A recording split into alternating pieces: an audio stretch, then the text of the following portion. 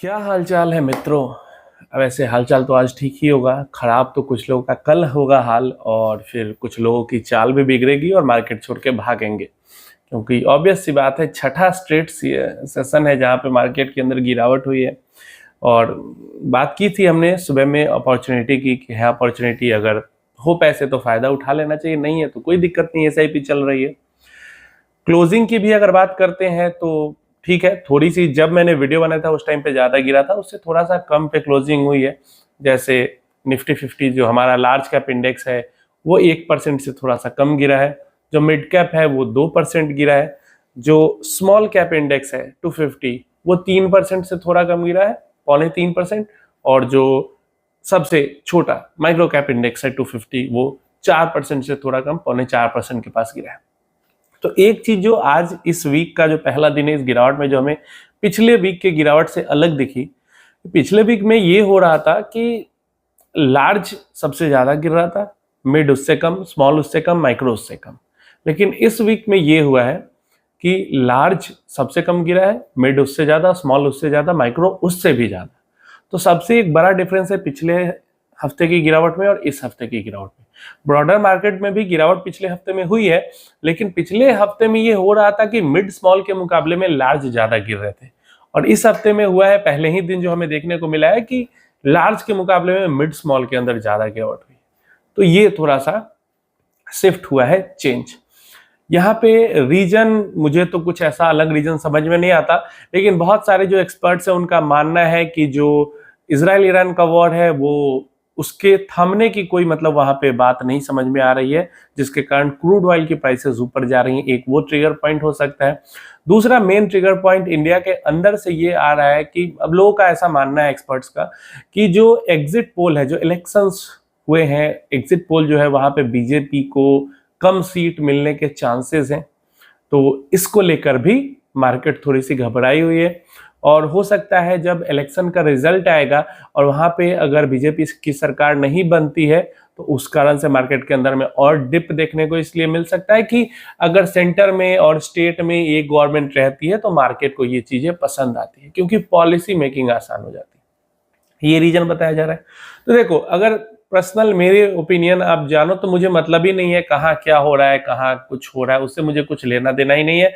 मुझे बस इतना लेना देना है कि मार्केट अगर गिर रही है, मेरे पास पैसे पड़े हैं तो मैं मार डाल दूंगा, नहीं तो नॉर्मल एसआईपी मेरी चल रही है। इसके अलावा अगर मार्केट चल रही है तब भी मेरी एसआईपी चल रही है। तो लॉन्ग टर्म में बड़ा कॉर्पस बनाने से मुझे मतलब है, शॉर्ट टर्म में कहाँ लड़ाई हो रही है, कहाँ क्या हो रहा है, कुछ चीजों से मुझे मतलब नहीं है।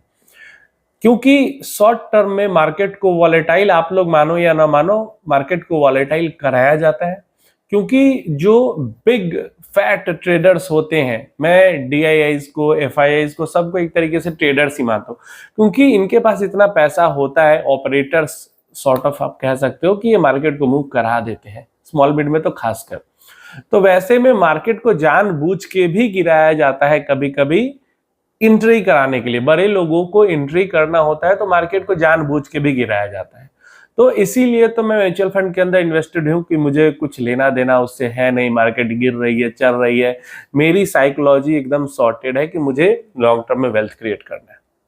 और ऐसा ही हर एक लॉन्ग टर्म इन्वेस्टर का होना चाहिए, जो कि 15 साल 20 साल का गोल लेके यहाँ पे बैठा हुआ है, या फिर गोल कोई है नहीं, बस ज्यादा से ज्यादा वेल्थ क्रिएट कर लेना है जब ज्यादा से ज्यादा समय में, बस उससे ज्यादा कुछ करना ही नहीं है। ऐसे किसी पर्सन को कोई दिक्कत नहीं होनी चाहिए इस टाइप की गिरावट से।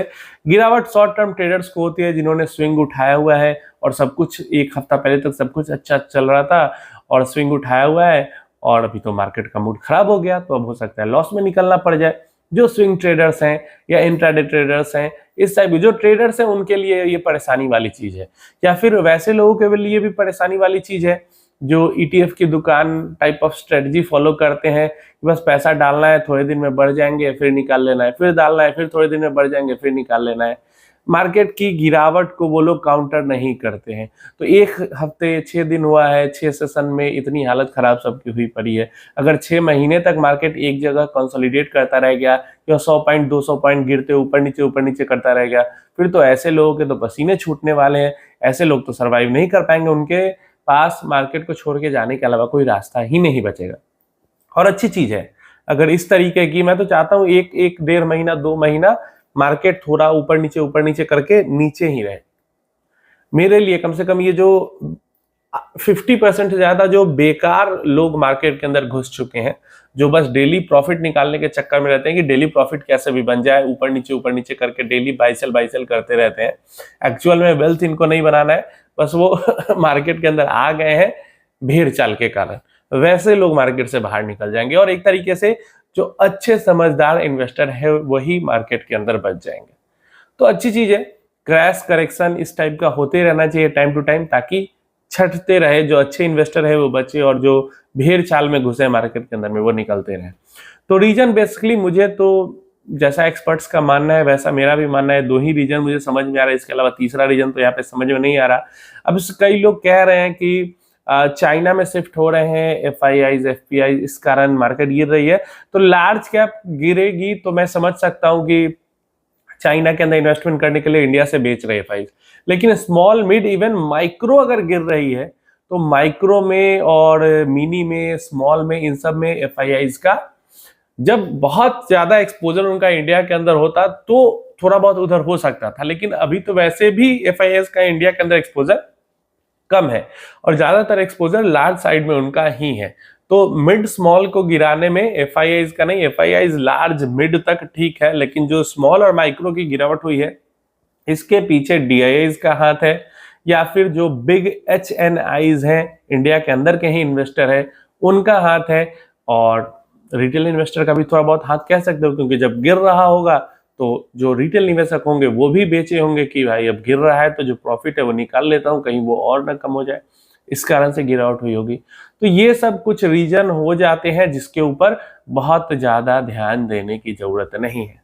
As a country, as a economy के लॉन्ग टर्म परफॉर्मेंस पे हमें कोई भी यहाँ पे खराबी होती हुई नहीं दिख रही है कि हाँ इसके कारण लॉन्ग टर्म, अगर इकोनॉमी पे लॉन्ग टर्म परफॉर्मेंस डाउनग्रेड होगी तो स्टॉक मार्केट की लॉन्ग टर्म परफॉर्मेंस डाउनग्रेड होगी, लेकिन वैसा कुछ लॉन्ग टर्म इफेक्ट हमें इंडिया के ऊपर तो देखने को नहीं मिल रहा है।